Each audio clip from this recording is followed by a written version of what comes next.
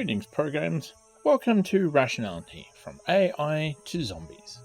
Interlude, the simple truth. Quote, I remember this paper I wrote on existentialism.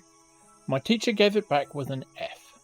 She'd underlined true and truth wherever it appeared in the essay, probably about 20 times, with a question mark beside each. She wanted to know what I meant by truth. Danielle Egan, journalist. End quote. This essay is meant to restore a naive view of truth. Someone says to you, my miracle snake oil can rid you of lung cancer in just 3 weeks. You reply, didn't a clinical study show this claim to be untrue? The one returns, this notion of truth is quite naive. What do you mean by true? Many people, so questioned, don't know how to answer in exquisitely rigorous detail. Nonetheless, they would be not wise to abandon the concept of truth. There was a time when no one knew the equations of gravity in exquisitely rigorous detail, yet if you walked off a cliff, you would fall. Often I have seen, especially on internet mailing lists, that amidst other conversation, someone says, X is true, and then an argument breaks out over the use of the word true. This essay is not meant as an encyclopedic reference for that argument. Rather, I hope the arguers will read this essay, then go back to whatever they were discussing before someone questioned the nature of truth. In this essay, I pose questions. If you see what seems like a really obvious answer, it's probably the answer I intend. The obvious choice isn't always the best choice, but sometimes, by golly, it is. I don't stop looking as soon as I find an obvious answer, but if I go on looking and the obvious seeming answer still seems obvious, I don't feel guilty about keeping it. Oh sure, everybody who thinks 2 plus 2 is 4, everybody says 2 plus 2 is 4, and in the mere mundane drudgery of everyday life, everyone behaves as if 2 plus 2 is 4. But what does it really ultimately equal? As near as I can figure, it's 4. It's still 4, even if I intone the question in a solemn, portentous tone of voice. Too simple, you say? Maybe, on this occasion, life doesn't need to be complicated. Wouldn't that be refreshing? If you are one of those fortunate folk to whom the question seems trivial at the outset, I hope it still seems trivial at the finish. If you find yourself stumped by deep and meaningful questions, remember that if you know exactly how a system works, and could build one yourself out of buckets and pebbles, it should not be a mystery to you. If confusion threatens when you interpret a metaphor as a metaphor, try taking everything completely literally. Imagine that in an era before recorded history or formal mathematics, I am a shepherd and I have trouble tracking my sheep. My sheep sleep in an enclosure, a fold, and the enclosure is high enough to guard my sheep from wolves that roam by night. Each day I must release my sheep from the fold to pasture and graze. Each night I must find my sheep and return them to the fold. If a sheep is left outside, I will find its body the next morning, killed and half eaten by wolves.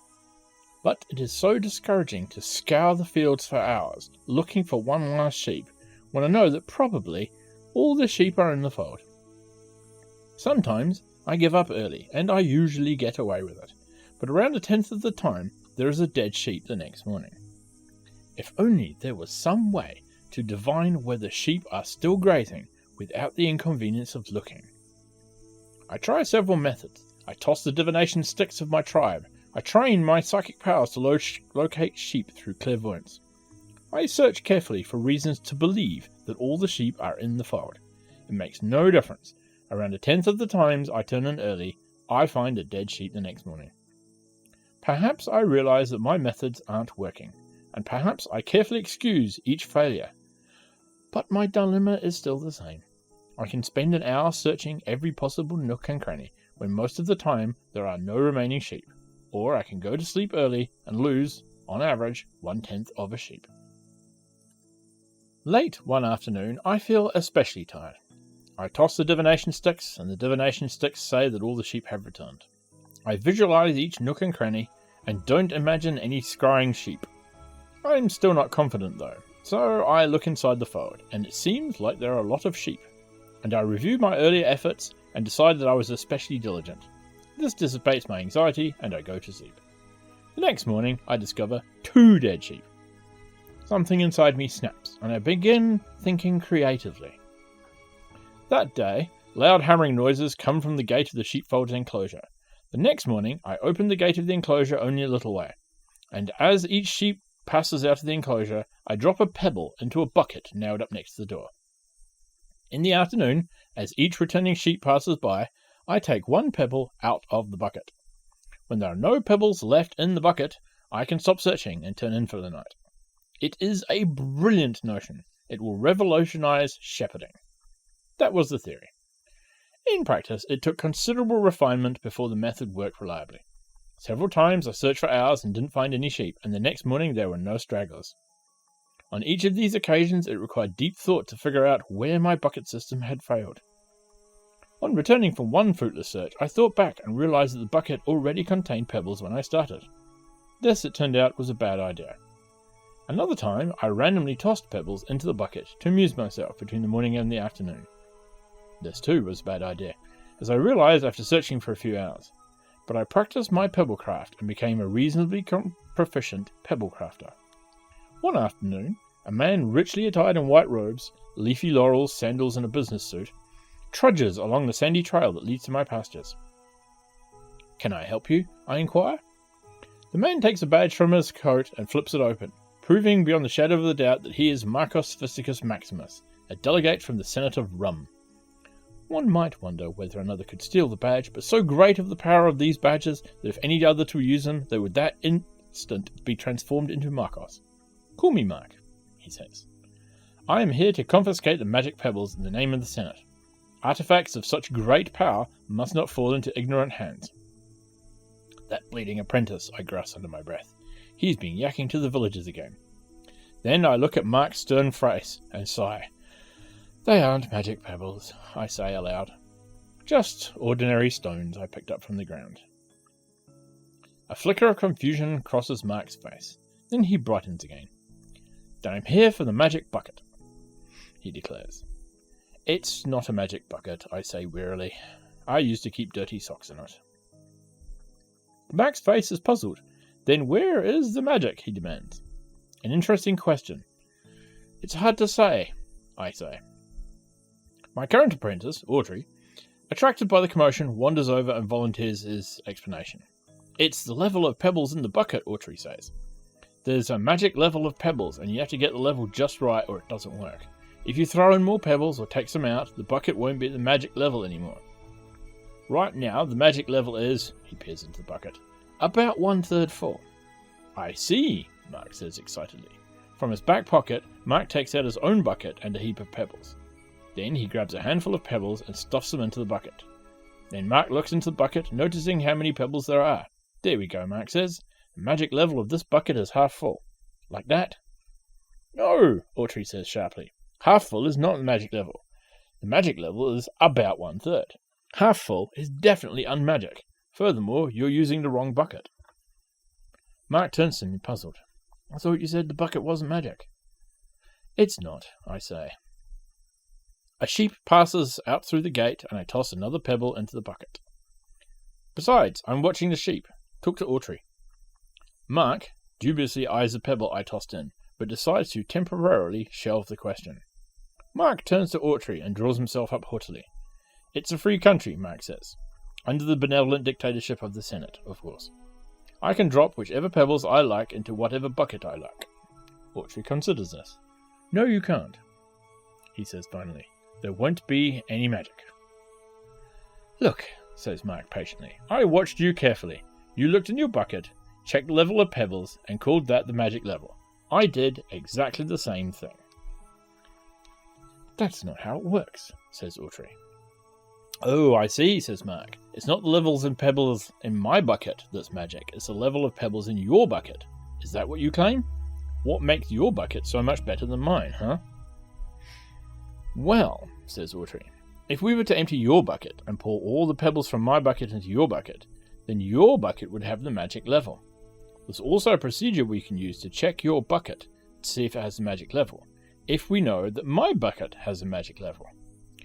We call that a bucket compare operation." Another sheep passes, and I toss in another pebble. He just tossed in another pebble, Mark says. And I suppose you claim the new level is also magic. I could toss pebbles into your bucket until the level was the same as mine, and then our buckets would agree. You're just comparing my bucket to your bucket to determine whether you think a level is magic or not. Well, I think your bucket isn't magic, because it doesn't have the same level of pebbles as mine, so there. Wait, says Autry, you don't understand. By magic level, you simply mean the level of pebbles in your own bucket, and when I say magic level, I mean the level of pebbles in my bucket. Thus, you look at my bucket and say it isn't magic, but the word magic means different things to different people.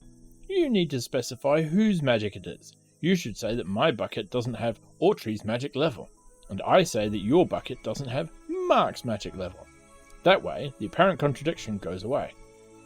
But, says Autry helplessly, different people can have different buckets with different levels of pebbles, which proves this business about magic is completely arbitrary and subjective.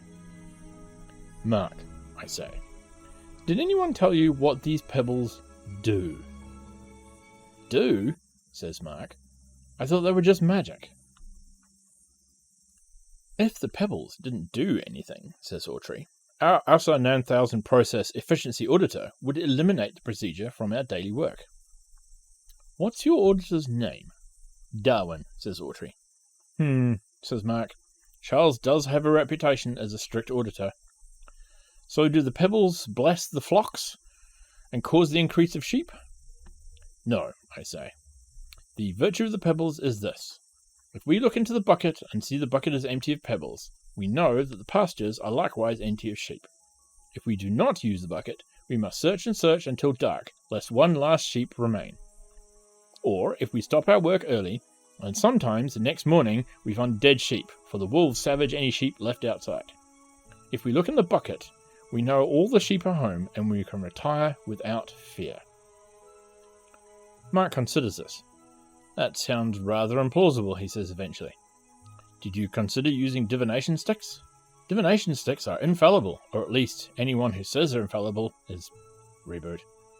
Or at least anyone says they are fallible is burned at the stake. This is an extremely painful way to die. It follows that the divination sticks are infallible. You are welcome to use divination sticks if you like, I say. Oh good heavens, of course not, says Mark. They work infallibly, with absolute perfection on every occasion, as befits some blessed instruments. But what if there were a dead sheep next morning? I only use the divination sticks when there's no possibility of being proven wrong, otherwise I might be burned alive. So, how does your magic bucket work? How does the magic bucket work? I'd better start with the simplest case. Well, I say, suppose the pastures are empty and the bucket isn't empty. Then we'll waste hours looking for a sheep that isn't there. And if there are sheep in the pastures but the bucket is empty, then Autry and I will turn in too early and we'll find dead sheep the next morning. So an empty bucket is magical if and only if the pastures are empty. Hold on, says Autry. That sounds like vacuous tautology to me. Aren't an empty bucket and empty pastures obviously the same thing? It's not vacuous, I say. Here's an analogy. The logician Alfred Tarski once said that the assertion snow is white is true if, and only if, snow is white. If you can understand that, you should be able to see why an empty bucket is magical if, and only if, the pastures are empty of sheep. Hold on, says Mark. These are buckets. They don't have anything to do with sheep. Buckets and sheep are obviously completely different. There's no way the sheep can ever interact with the bucket. Then where do you think the magic comes from? Inquires Autry. Mark considers. You said you could compare two buckets to check if they had the same level. I can see how buckets can interact with buckets. Maybe when you get a large collection of buckets and they all have the same level, that's what generates the magic. I'll call that the coherentist theory of magic buckets. Interesting, says Autry. I know that my master is working on a system with multiple buckets. He says it might work better because of redundancy and error correction. That sounds like coherentism to me. They're not quite the same, I start to say. Let's test the coherentism theory of magic, says Autry. I can see you've got 5 more buckets in your back pocket. I'll hand you the bucket we're using, and then you can fill up your other buckets to the same level. Mark recoils in horror. Stop! These buckets have been passed down in my family for generations, and they've always had the same level. If I accept your bucket, my bucket collection will become less coherent, and the magic will go away. But your current buckets don't have anything to do with the sheep, protests Autry. Mark looks exasperated. Look, I've explained before, there's obviously no way the sheep can interact with the buckets. Buckets can only interact with other buckets. I toss in a pebble whenever a sheep passes, I point out. When a sheep passes, you toss in a pebble, Mark says. What does that have to do with anything? It's an interaction between the sheep and the pebbles, I reply. No, it's an interaction between the pebbles and you, Mark says. Magic doesn't come from the sheep, it comes from you. Mere sheep are obviously non-magical. The magic has to come from somewhere, on the way to the bucket. I point at the wooden mechanism perched on the gate. Do you see that flap of cloth hanging down from the wooden contraption? We're still fiddling with that, it doesn't work reliably. But when the sheep pass through, they disturb the cloth. When the cloth moves aside, a pebble drops out of a reservoir and falls into the bucket. That way, Autry and I don't have to toss the pebbles in ourselves. I don't quite follow you, says Mark. Is the cloth magical? I ordered it online from a company called Natural Selections. The fabric is called Sensory Modality. I pause, seeing the incredulous expressions of Mark and Autry. I'll admit the names are a bit new agey. The point is that a passing sheep triggers a chain of cause and effect that ends with a pebble in the bucket. Afterwards, you can compare the bucket to other buckets, and so on. I still don't get it, Mark says. You can't fit a sheep into a bucket. Only pebbles go in buckets, and it's obvious that pebbles only interact with other pebbles. The sheep interact with things that interact with pebbles. I search for an analogy. Suppose you look down at your shoelaces. A photon leaves the sun and then travels down through the Earth's atmosphere and bounces off your shoelaces, passes through the pupil of your eye, strikes the retina, and then is absorbed by a rod or a cone. The photon's energy makes the attached neuron fire, which causes other neurons to fire. A neural activation pattern in your visual cortex can interact with your beliefs about your shoelaces. Since beliefs about shoelaces also exist in a neural substrate. If you can understand that, you should be able to see how a passing sheep causes a pebble to enter the bucket. At exactly which point in the process does the pebble become magic, says Mark. Now I'm starting to get confused. I shake my head to clear away the cobwebs. This all seemed simple enough when I woke up this morning, and the pebble and bucket system hasn't gotten any more complicated since then. This is a lot easier to understand if you remember that the point of the system is to keep track of sheep. Mark sighs sadly. Never mind, it's obvious you don't know. Maybe all pebbles are magical to start with, even before they enter the bucket. We could call that position pan-pebbleism. Ha! Says Autry, scorn rich in his voice. Mere wishful thinking. Not all pebbles are created equal. The pebbles in your bucket are not magical. They're only lumps of stone. Mark's face turns stern. Now, he cries, now you see the danger of the road you walk. Once you say that some people's pebbles are magical and some are not, your pride will consume you. You will think yourself superior to all others and so fall. Many throughout history have tortured and murdered because they thought their own pebbles supreme. A tinge of condescension enters Mark's voice. Worshipping a level of pebbles as magical implies that there's an absolute pebble level in a supreme bucket. Nobody believes in a supreme bucket these days. 1, I say. Sheep are not absolute pebbles. 2, I don't think my bucket actually contains a sheep. 3, I don't worship my bucket level as perfect. I adjust it sometimes. And I do that because I care about the sheep. Besides, says Autry, someone who believes that possessing absolute pebbles would license torture and murder is making a mistake that has nothing to do with buckets. You're solving the wrong problem. Mark calms himself down. I suppose I can't expect any better from mere shepherds. You probably believe that snow is white, don't you? Yes, says Autry. It doesn't bother you that Joseph Stalin also believed that snow is white? No, says Autry. Mark gazes incredulously at Autry and finally shrugs. Let's suppose, purely for the sake of argument, that your pebbles are magical and mine aren't. Can you tell what the difference is? My pebbles represent sheep, says Autry triumphantly. Your pebbles don't have the representativeness property, so they won't work. They're empty of meaning. Just look at them. There's no aura of semantic content. They are merely pebbles. You need a bucket with special causal powers. Ah, Mark says, special causal powers instead of magic. Exactly, says Autry. I'm not superstitious. Postulating magic in this day and age would be unacceptable to the international shepherding community. We have found that postulating magic simply doesn't work as an explanation for shepherding phenomena. So when I see something I don't understand, and I want to explain it using a model with no internal detail that makes no predictions even in retrospect, I postulate special causal powers. If that doesn't work, I'll move on to calling it emergent phenomenon. What kind of special powers does the bucket have? Asks Mark. Says Autry. Maybe this bucket is imbued with an aboutness relation to the pastures. That would explain why it worked. When the bucket is empty, it means the pastures are empty. Where did you find this bucket? Says Mark. And how did you realize it had an aboutness relation to the pastures? It's an ordinary bucket, I say. I used to climb trees with it. I don't think the question needs to be difficult. I'm talking to Autry, says Mark. You have to bind the bucket to the pastures and the pebble to the sheep using a magical ritual. Pardon me. An emergent process with special causal powers that my master discovered, Autry explains.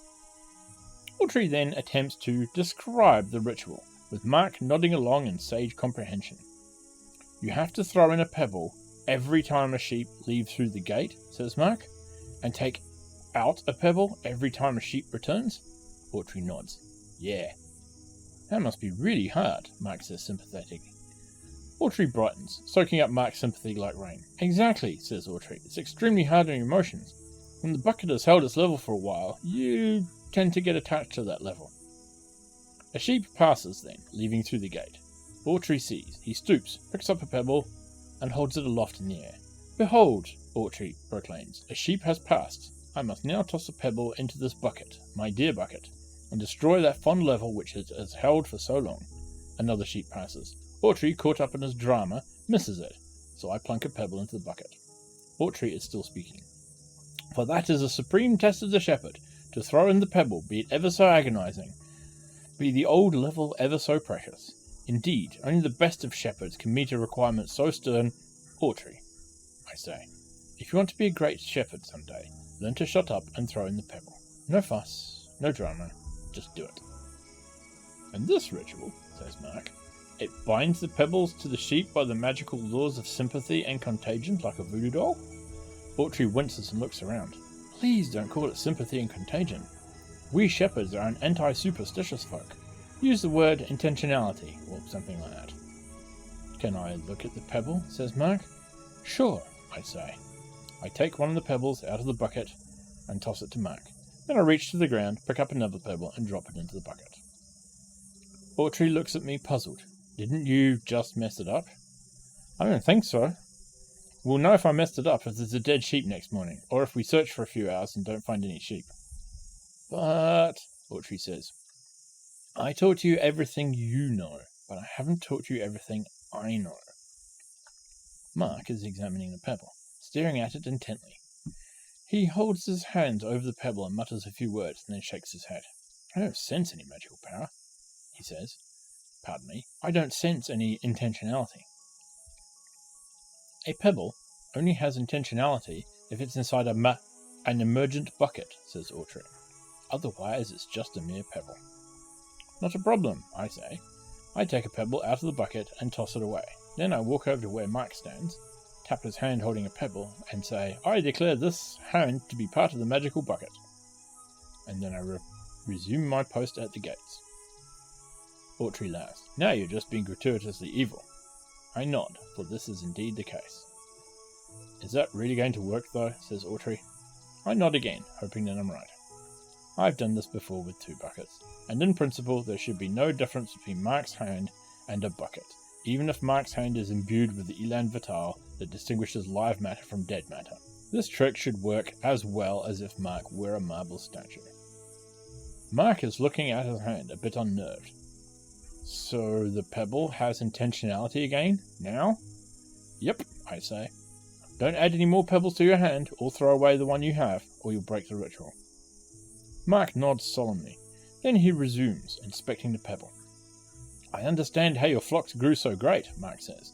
With the power of this bucket, you could keep on tossing pebbles, and the sheep would keep returning to the fields. You could start with just a few sheep, let them leave, and then fill the bucket to the brim before they returned. And if tending so many sheep grew tedious, you could let them all leave, then empty almost all of the pebbles from the bucket, so that only a few returned, increasing the flocks again when it came time for shearing. Dear heavens, man, do you realize the sheer power of this ritual you've discovered? I can only imagine the implications.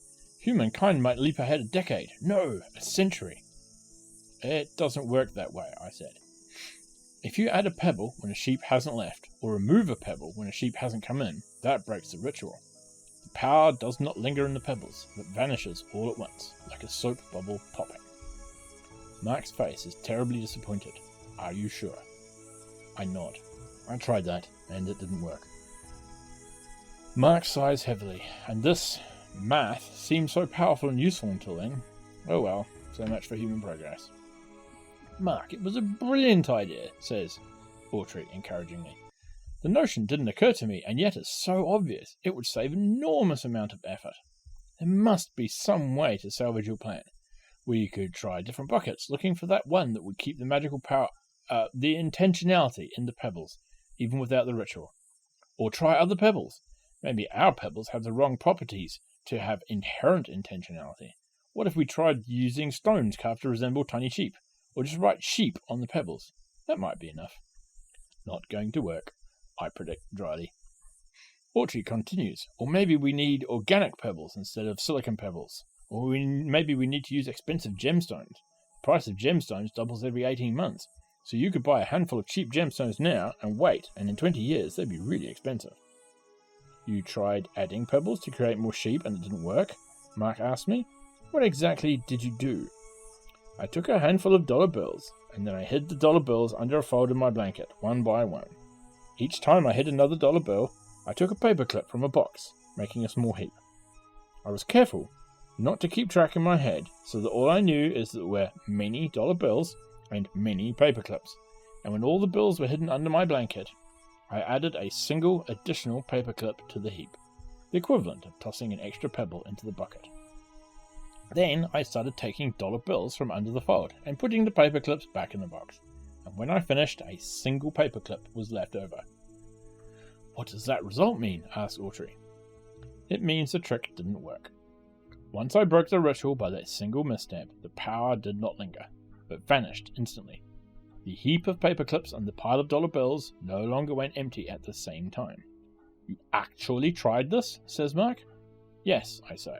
I actually performed the experiment to verify the outcome that matched my theoretical prediction. I have a sentimental fondness for the scientific method, even when it seems absurd. Besides, what if I'd been wrong?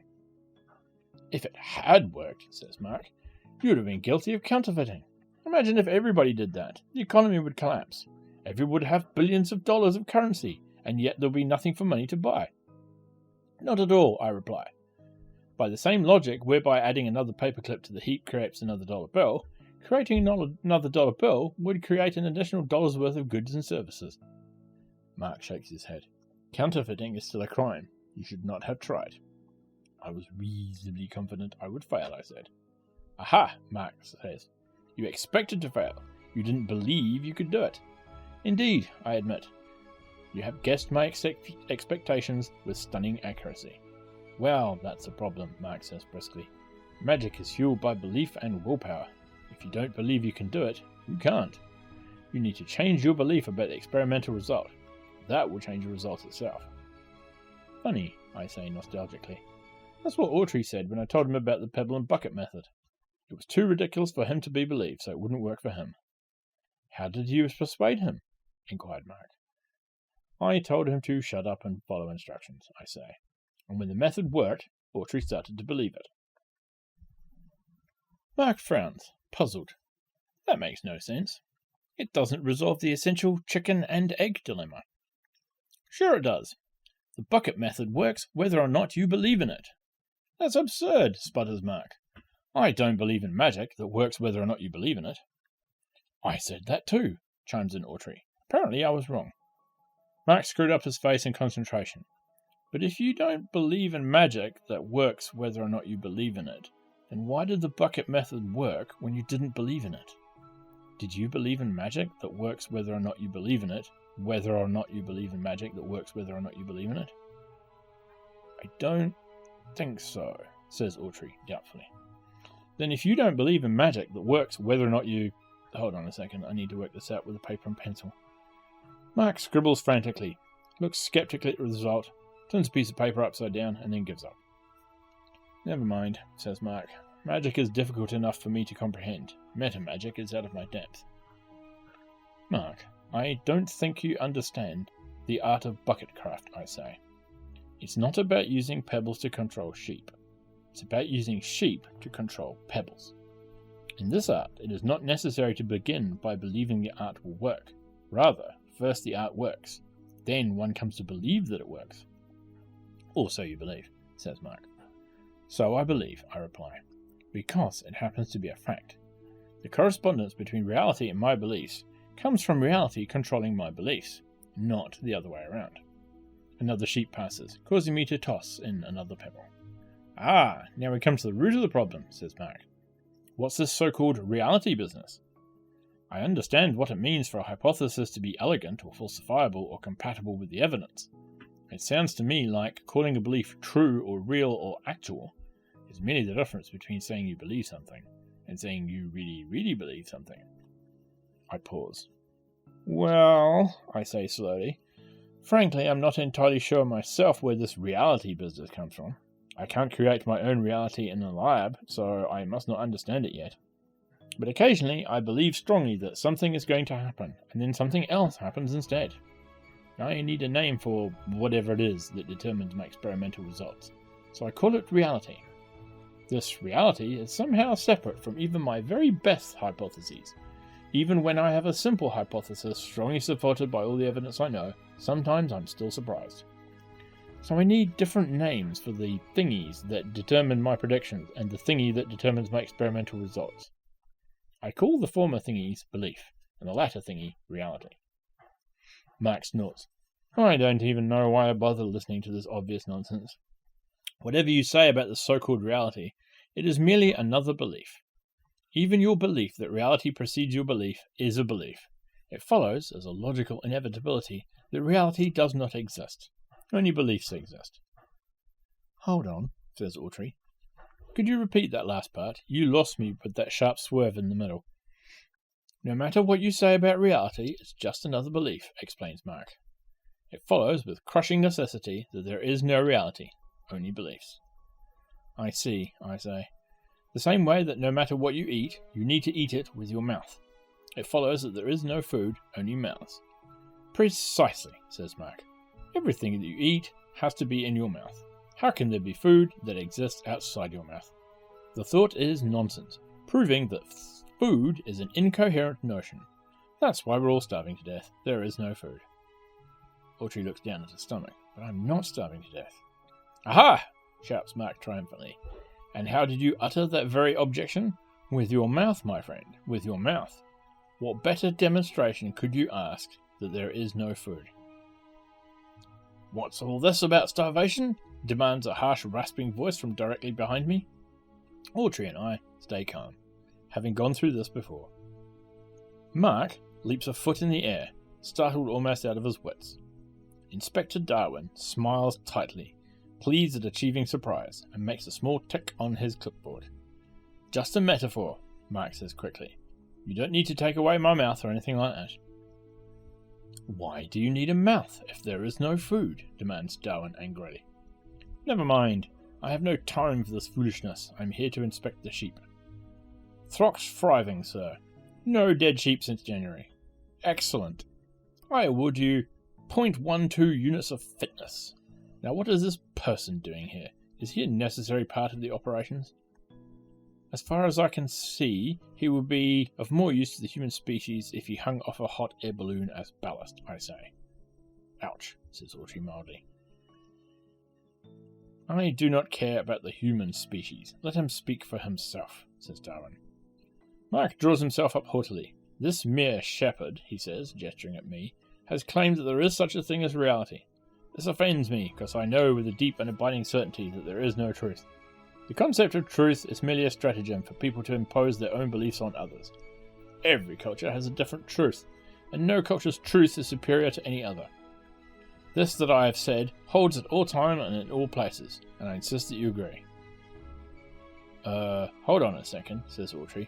If nothing is true, why should I believe you when you say that nothing is true? I didn't say that nothing is true, says Mark. Yes, you did, interjected Autry. I heard you. I said that truth is an excuse used by some cultures to enforce their beliefs on others. So when you say something is true, you mean only that it would be advantageous for your own social group to have believed. And this is what you have said. I say, is it true? Absolutely. Positively true, says Mark emphatically. People create their own realities. Hold on, says Autry, sounding puzzled again. Saying that people create their own realities is, logically, a completely separate issue from saying that there is no truth, a state of affairs that I cannot even imagine coherently, perhaps because you have not explained how exactly it is supposed to work. There you go again, says Mark exasperatedly, trying to apply your Western concepts of logic, rationality, reason, coherence, and self-consistency. Great, mutters Autry. Now I need to add a third subject heading to keep track of this entirely separate and distinct claim. It's not separate, says Mark. Look, you're taking the wrong attitude by treating my statements as hypotheses, carefully deriving their consequences. You need to think of them as fully general excuses, which I apply when somebody says something I don't like. It's not so much a model as how the universe works, as a get-out-of-jail-free card. The key is to apply the excuse selectively. When I say there is no such thing as truth, that applies only to your claim that the magic bucket works whether or not I believe in it.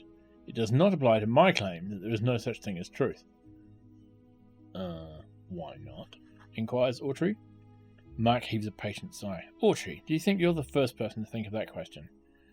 To ask us how our own beliefs can be meaningful if all beliefs are meaningless? That's the same thing many students say when they encounter this philosophy, which, I'll have you know, has many adherents and an extensive literature. So what's the answer? Says Autry.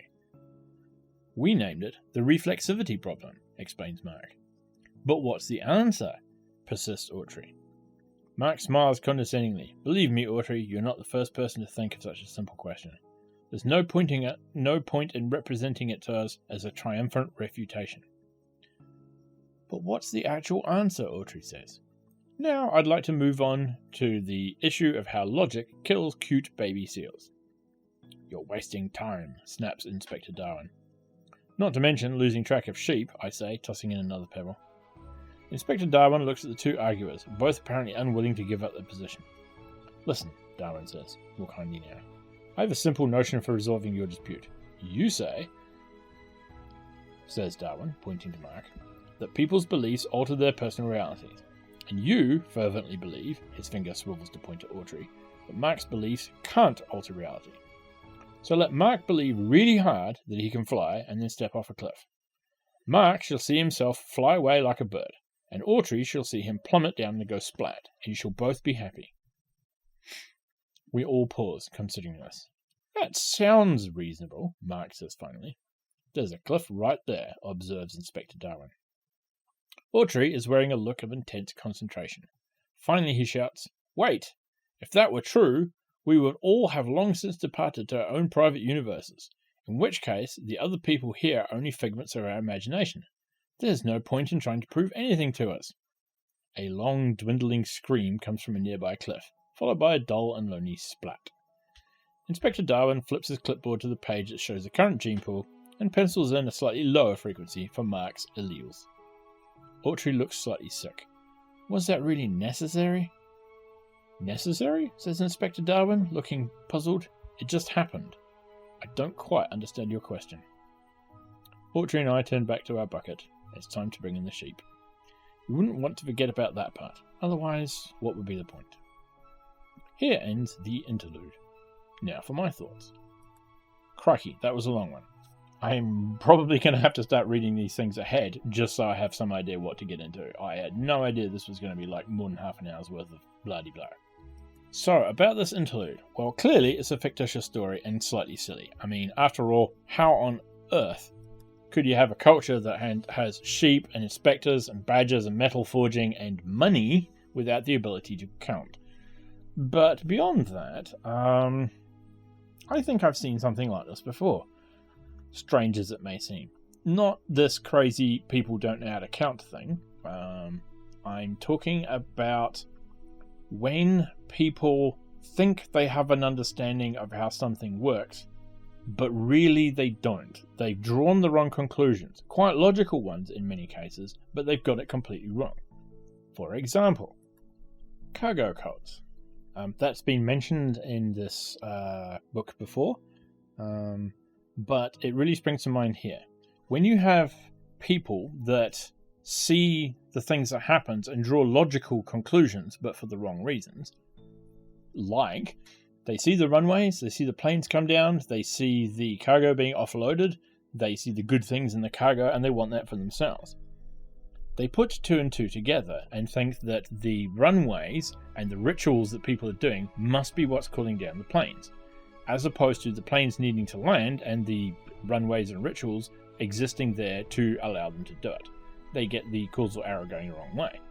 Some of that was explained and explored here, when the inspector tried to get clever, as we all would do, if we thought we had a cool magic ritual that would magically create or disappear sheep, and tried to extend it to clever things he could do with pebbles and buckets, which of course doesn't work, because the pebbles are just a marker for keeping track of sheep, not an actual method of controlling the sheep. No real magic here. Same with the cargo cults. And while in our everyday lives we don't usually expect to run into an actual honest-to-gosh cargo cult, we do run into people who make that mistake in other ways. I normally encounter it with labels. When somebody says, I'm a Christian and I believe this, and then somebody else says, that's not what a Christian believes. And then you get people arguing about labels. Or, I'm a socialist, I believe this. And then somebody else says, that's not what socialism is. Blah, blah, blah, blah, blah. And then they try to apply labels to one another as if that will actually change reality. Much like this in the pebbles. Whereas in actual fact, the label is a convenient description for a thing, or a concept, or a set of beliefs. And if the beliefs that the person has, or the concept, and the label don't match, the label's wrong. Trying to rearrange the labels doesn't actually change what the person believes. And that's about all I could extract from this extremely long story that was hugely meaningful. Also, there's a few throwbacks there to other parts and other chapters, and a little bit of mockery. So here ends the interlude and the end of Book 1. Coming up next is Book 2. Bye for now.